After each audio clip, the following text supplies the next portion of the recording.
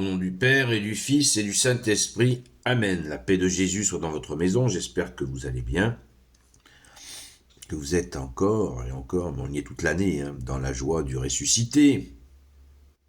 Là, l'Église nous insiste sur cette octave, ces 8 jours de joie.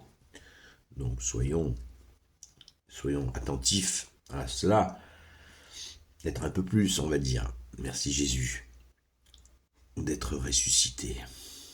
Je rappelle que c'est chaque dimanche de l'année où la messe est faite pour ça, pour remercier Jésus d'être ressuscité. Nous lisons le Saint-Évangile selon Saint Luc, chapitre 24, versets 35 à 48. Que ta parole, ô Jésus, rentre dans mon esprit, que ma bouche proclame ta parole et que mon cœur l'accueille. Amen. Désolé, je parle du nez, c'est compliqué. Et ceux de leur côté commencèrent à raconter ce qui s'était passé sur le chemin et comment ils l'avaient reconnu à la fraction des pains. Ils parlaient encore lorsque Jésus lui-même se trouva au milieu d'eux et leur dit « Paix à vous !» Il y eut un moment d'épouvante. Saisis de peur, ils croyaient voir un esprit. Alors il leur dit « Pourquoi ce trouble ?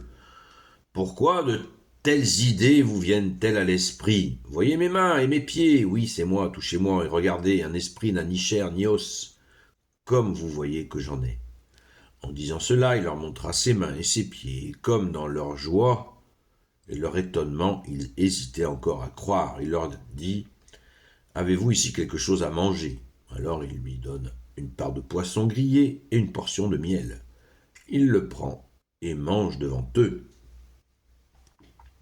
Jésus leur dit « Rappelez-vous mes paroles lorsque j'étais encore avec vous pour vous parler. Il faut que s'accomplisse tout ce qui a été écrit à mon sujet dans la loi de Moïse, les prophètes et les psaumes. » Alors il leur ouvrit l'intelligence pour qu'ils comprennent les Écritures.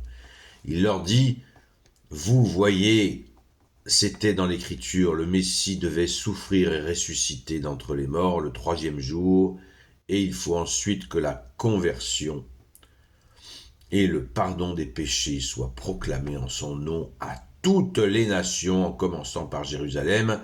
De cela, vous êtes témoins. » Merci Jésus. Alléluia.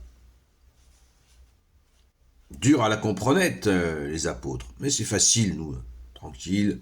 2000 ans après, on regarde ça avec nos jumelles. Et c'est très facile. Mais on se rappelle le contexte de chaos. Jésus est ressuscité, c'est le chaos complet. Les gens étaient dans la peine, ils s'étaient mis dans la logique de deuil. Et là, il faut sortir de ce deuil pour accueillir la vérité. Jésus est bien vivant, en chair et en os, sous leurs yeux. Jusque obligés de manger quelque chose sur leur nez, du poisson et du miel, qu'ils avaient sous la main, pour bien comprendre qu'un esprit, ça casse pas la croûte. Voilà. Qu'un fantôme, ça casse pas la croûte. Voilà. Donc, c'est pas encore l'étape de la joie. Ils sont inquiets. Et on les comprend. Et Jésus, bien-aimé Jésus, tu perds pas de temps, tu leur expliques, voilà, la mission, les gars, la mission, elle commence très fort, là. Parce que, il le dit pas, mais dans peu de temps, Jésus va faire son ascension. Il n'y a pas tant de temps encore avec eux pour leur expliquer leur mission. La mission, c'est l'Église, qui veut dire bien plus que ce qu'elle est, rassemblement universel, mais la continuité de ce qu'a fait Jésus, et les apôtres vont en être les acteurs principaux. Donc vous êtes témoins de cela, dit Jésus, au verset 48, déjà 47, et il faut ensuite que la conversion et le pardon des péchés soient proclamés en son nom, au nom du Messie, Jésus, Messie unique et définitif, pour l'éternité, proclamés en son nom à toutes les nations, en commençant par Jérusalem. De cela, vous êtes témoins. Et oui, au boulot les gars. C'est très touchant. On n'imagine pas ce cataclysme pour eux, qui étaient persuadés que c'était fini. J'insiste, oui, sur le contexte. ça nous a été rappelé dans les lectures précédentes qu'on a eues. Les apôtres étaient des gens qui croyaient que le Messie allait libérer Israël de l'occupant romain. Il faut sans cesse, nous souvent on raisonne hors sol. Ces gens sont incarnés, ils sont dans leur pompe, ils sont bien enracinés dans la terre, dans leur terre, qui est occupée par un occupant, et tenons-nous bien, un occupant païen. Pour eux, le Messie, c'est le libérateur de leur nation. Et Jésus ne l'a pas fait. Jésus n'a pas explosé l'occupant romain. Et eux, ils étaient persuadés que Jésus allait continuer son combat et qu'il allait virer les Romains. Et oui. Et c'est d'ailleurs pour ça que même certains l'ont quitté pour ça. Parce qu'ils disaient, mais qu'est-ce qu'il attend ? Qu'est-ce qu'il attend pour demander à l'armée céleste d'exploser l'occupant romain et de remettre en place le royaume d'Israël? Ben non, ça ne s'est pas fait comme ça, parce que la conversion n'a pas eu lieu.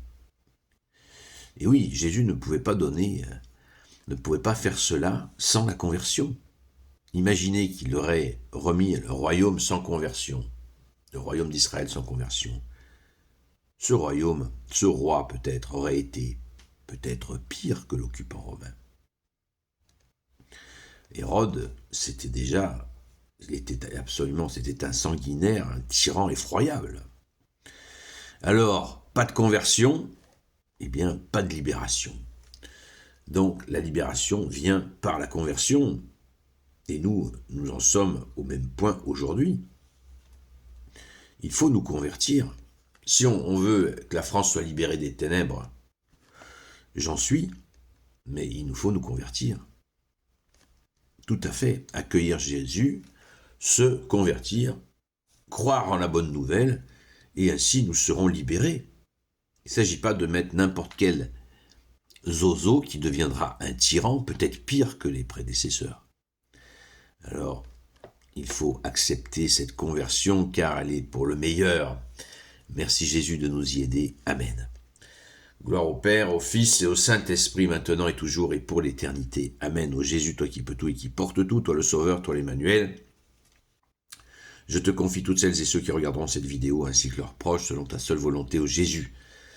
Sainte Marie, Reine des cieux, toi l'Immaculée Conception, toi qui écrases le serpent, toi qui es la lune sous tes pas, toi notre Mère, Notre-Dame, Saint Joseph, toi le juste et le saint, toi le sage, toi la terreur des démons, toi le saint gardien de la Sainte Église catholique apostolique, Sainte Marie-Madeleine, notre chère Sainte Patronne.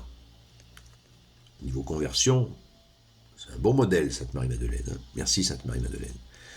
Et vous, tous les saints et saintes, amis de Jésus, Saint Michel Archange, Saint Gabriel Archange, Saint Raphaël Archange, et vous, tous les anges qui te servent au Jésus, je vous confie toutes celles et ceux qui regarderont cette vidéo, ainsi que leurs proches, selon ta seule volonté, au Jésus. La paix de Jésus soit dans votre maison.